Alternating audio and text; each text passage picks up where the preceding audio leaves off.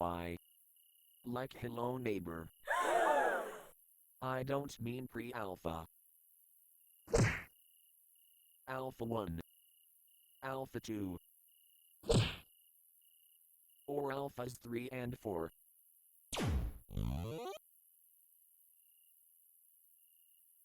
I mean the Hello Neighbor full release. Now you may be thinking, why? Well, you see, it's really damn funny.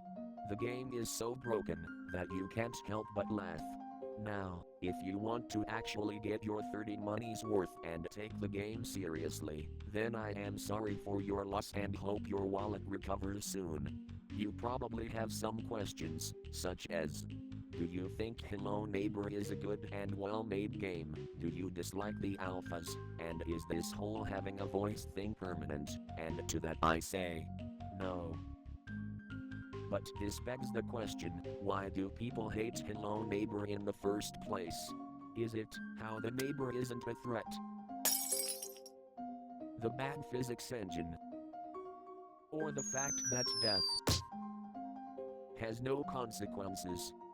Well, I bet it's a combination of the three. But to truly understand Hello Neighbor, I am gonna run you through the game. Starting now. Your name is Nikki, and your ball is rolling down the street, so you go to chase it.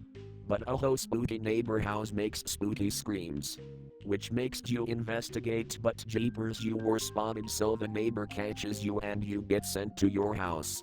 Speaking of which, it essentially acts like a safe zone. There's nothing notable in there, but I did do a few fun things, such as playing with the light switch, looking at a familiar poster, and hanging out in the box room. But after I got done with that, my goal was simple: break into my neighbor's basement. Now, if you think I'm gonna tell you a step-by-step guide on what to do, you'd be wrong. But the basic goal is to obtain a red key for the basement through various puzzles and terrible parkour. But since I am a professional at breaking and entering, I got into the basement pretty fast. But what's in there? I hear you ask. Well, it's disappointing. Oh, it's just a laundry room. We went through all those puzzles for this. It's a really anticlimactic ending to this game, and I am so disappointed. Oh wait, what? What is this? Wow, what a basement. Inside another basement. This basement is strange. Everything feels kind of fake. So after doing a few more puzzles, we get to the door, but oh no, the neighbor can teleport and he found us, so he chases us down, but egads, there is another door that requires 3 keys. What a bad situation to be in. We wake up in the basement, seemingly trapped, but luckily for plot convenience a cardboard cutout sets us free. Wait, what do you mean? That doesn't make sense. Well, too bad, we're in Act 2, my least favorite act. After we climb a ladder, we're taken outside, with this nice cutscene. By the way, get used to that cutscene, because it plays every time you get caught. Every single time. Since I don't like Act 2, I'll gloss over it a bit. Basically, your goal this time is to escape. But since the neighbor decided that bigger means better, you can't just run out this time. Then how does one escape? Well, you see, you get 3 whole options. You can A. Obtain another red key to use the fence door. B. Use a crowbar to unhook some wood planks from the fence and escape that way. Or C. Unlock a super trampoline to jump out of there. Yes, I'm serious. But no matter which way we escape, we get the same cutscene of us running back home, with the neighbor staring at us as we leave, concluding this mediocre act. Thank God. Now on to my favorite act, and the longest one by far, Act 3. We start it by waking up on the couch in our apartment. This is a huge time skip, by the way, I should clarify. But we receive a letter for, oh my god, is that Smash? Oh wait, never mind, it's just an eviction notice. So we're forced to leave our apartment, which means we have nowhere to live. Well, actually, there is one place. Home. No, not that one. That one. And just like that, we're back at our old house. After unpacking and exploring, we decide to take a nap and have a restful sleep. As we're drifting off into dreamland, our mind wonders about if we should let go of the past, and if, and would you stop that hammering? I am trying to record a video. Oh god, it's. Geez, it looks like the neighbor got drunk and hired a bunch of builders. But this is it, the Act 3 house, the final house, and my favorite house. Honestly, this house is really fun to explore and do other things in. Like shoot some loops.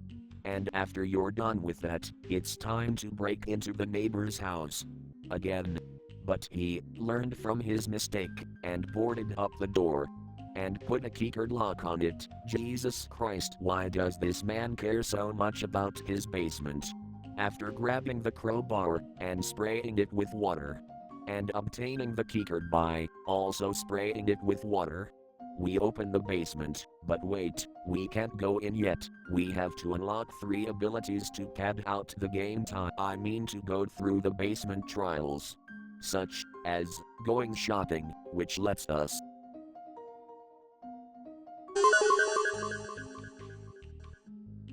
and doing parkour, which allows us to, and finally going back to school, which means we can.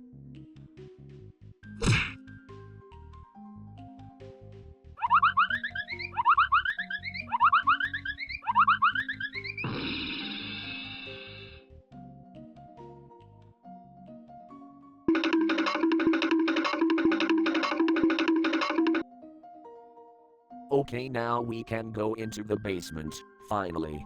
Not really sure what you expected, it's just the same thing again. We start in the pseudo basement, then get into the real part through the washing machine. So nothing new.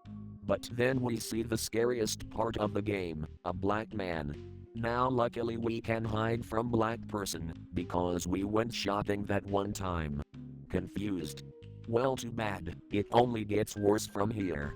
So after that black man encounter we get back to the door, but it's fenced up, so we have to do a double jump in order to get over it, and this is basically all the use the double jump provides.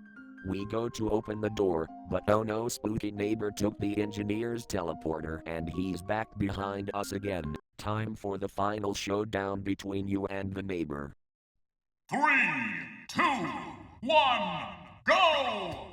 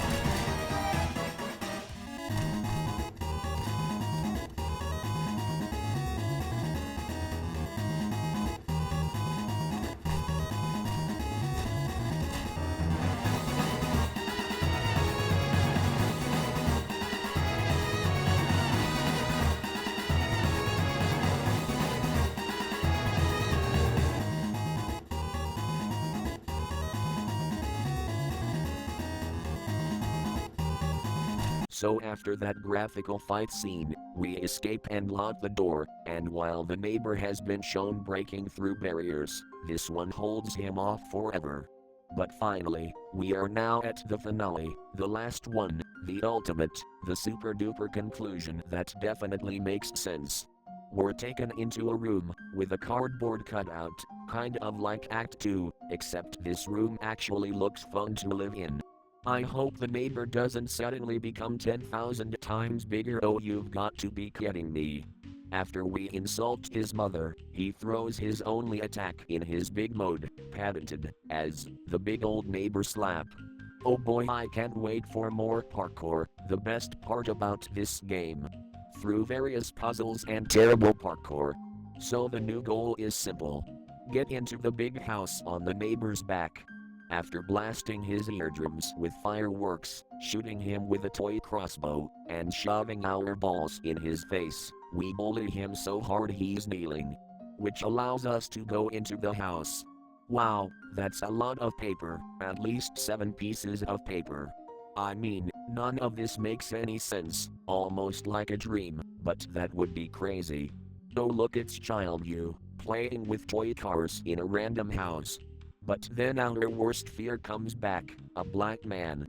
And the black man wants to break into our house and kill us. But luckily we just have to stand in front of our younger self to block all punches. But the catch is that we get bigger each time, making it harder to move around the house. After a few punches we get so big we tackle the black man and find the exit. And this is it, the last door we need to go through. But behind us is another house, with the neighbor and the black man trapped inside, leaving the neighbor to either fight the black man or starve to death. But then we walk through the exit and oh my god, you've got to be kidding me. It was all a dream. Wow, what an original and fun plot twist. Well, that's it, the end of Hello Neighbor. It was disappointing. But that was my brief rundown of Hello Neighbor, so brief it only took 75% of the video. And now, for some questions about the story. Number 1. How come we end up on the grass when we get caught? Like after 20 times getting caught, you'd think the neighbor would just lock us in the basement at some point. And for the ones where we take fall damage, how come we still end up on the grass? I guess the neighbor just hears us fall, then drags us to the street.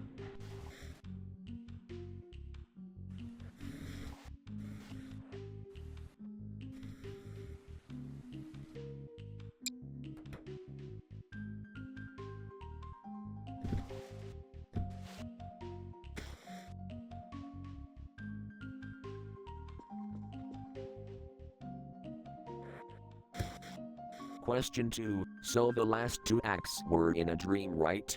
This implies that the Act 2 house actually existed, which isn't as extreme as the Act 3 house, but it's still pretty extreme. And also, if Act 3 was a dream, we still don't know what was actually behind that door, since we went through it in the dream, which wasn't real.